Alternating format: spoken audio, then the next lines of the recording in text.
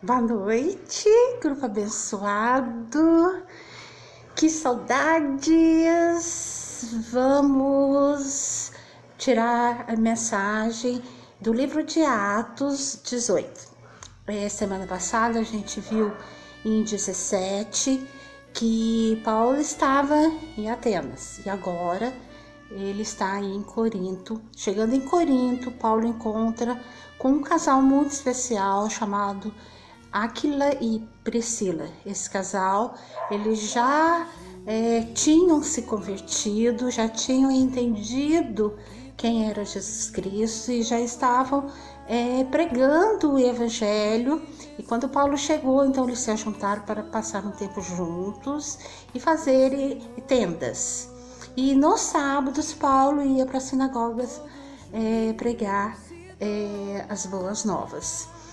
E eu acho que Paulo quis dar um tempinho, porque a gente viu que ele está vindo de uma perseguição constante, que ele está vindo, a gente viu em Atos 16 que ele apanhou muito ao ponto de acharem que ele estava morto, levaram ele para fora da cidade, para fora dos muros de Jerusalém, porque ele estava todo desfigurado, com quase nenhum sinal vital, e de tanto que ele foi açoitado, né? Depois disso a gente viu que ele ainda foi para a prisão. Então Paulo, eu acho que ele quis dar uma descansadinha, então ele ia para a sinagoga só no sábado. E também tinha a questão da Priscila, né? Obviamente ele queria também poupar a Priscila das agressões brutais, né, humanas. E Paulo fica ali um tempo acomodado, até que chegam os seus companheiros de viagem, Silas e Timóteo. Lembra que ele foi para Atenas sozinho e ficou de encontrá-los mais tarde, e agora chegou o momento deles se reencontrar. Chega lá em Corinto Silas e Timóteo, e aí Paulo sai a todo vapor, todos os dias, todo o tempo, a pregar as boas novas. E aí ele vai para as sinagogas e começa as perseguições novamente. Aí teve um dia que Paulo saiu da sinagoga e falou assim: olha, eu não vou pregar mais para os judeus. A gente sempre fala aqui que os judeus, eles não aceitavam que Jesus, e até hoje, né, que Jesus é o Filho de Deus, o Filho que os profetas anunciaram que viriam, porque eles estavam esperando que viesse um rei cheio de pompas, um rei cheio de poder, um rei com um exército muito grande, um rei com uns armamentos bélicos potentes, um rei que viesse tirá-los da escravidão que eles vinham, né? A Êxodo, a gente sabe que eles ficaram 400 anos escravizados. Aí depois eles foram escravizados pelo Império Babilônico, foram escravizados pelo Império Medo-Persa, foram escravizados pelo Império Grego, e naquele momento eles estavam sendo escravizados pelo Império Romano. Uma vida dura, uma vida de muito trabalho, de impostos muito altos, e eles estavam cansados daquilo, e eles queriam então que viesse alguém para tirar eles daquela situação, e viesse trazer uma restauração econômica, política e social. E veio Jesus falando de uma restauração do interior, da restauração da alma, da restauração do coração, da restauração do relacionamento com o Pai, com o Abba Pai. E eles não aceitaram isso. E aí Paulo fala: olha, eu cansei, esse povo tem um coração muito duro, esse povo tem um coração muito engessado, e eu vou pregar agora só para os gentios. E ele sai dali, mas ele encontra um homem chamado Justo. Justo fala para ele: olha, vai lá para casa, você pode pregar lá em casa. Paulo vai então, porque Paulo não perdia a oportunidade, foi para a casa de Justo, começou as pregações.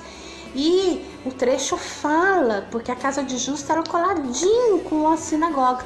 Então o texto fala que existia um dos principais lá da sinagoga, chamado Crispo, foi para a casa de Justo, ouviu a pregação e entendeu quem era Jesus, acreditou que Jesus realmente era o Filho de Deus, entregou sua vida para Jesus, batizou, e assim como ele, muitos outros judeus, né?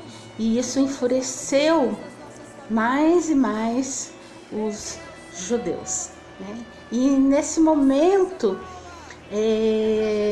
o Senhor aparece para Jesus e fala: olha, não desista, não quero alcançar com o meu amor.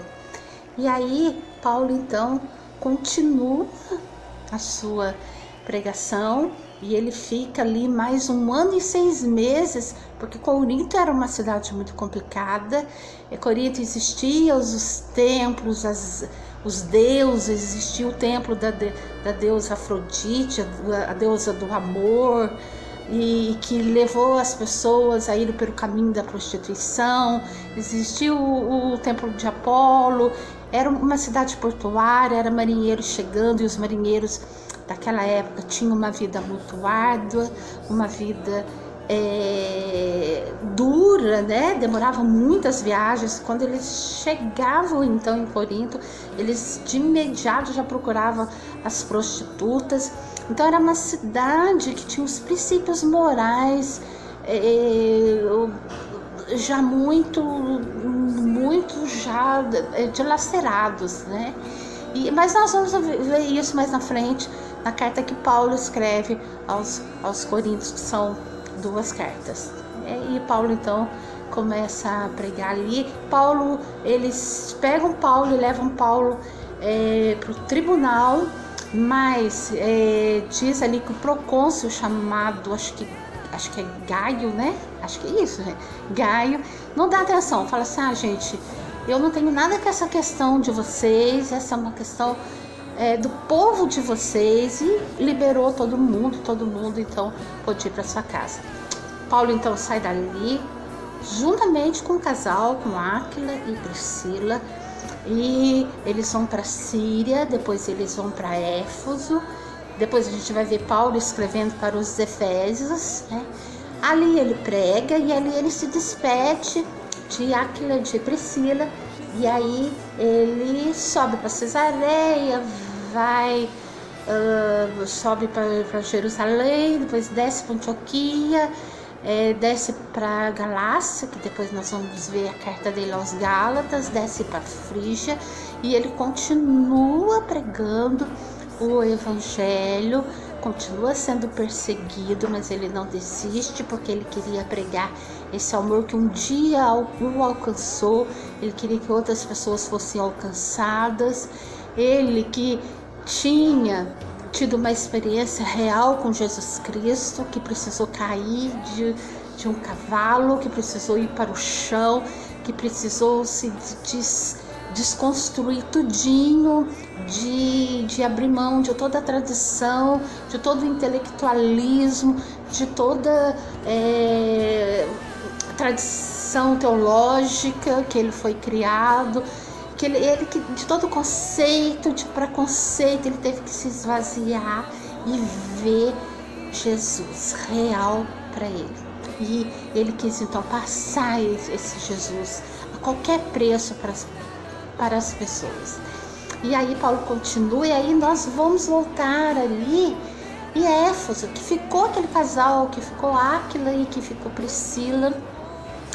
Esse casal um dia vê um rapaz chamado Apolo pregando, viu que ele tinha muita sede de pregar o evangelho, mas viu que ainda ele precisava ir além na fé.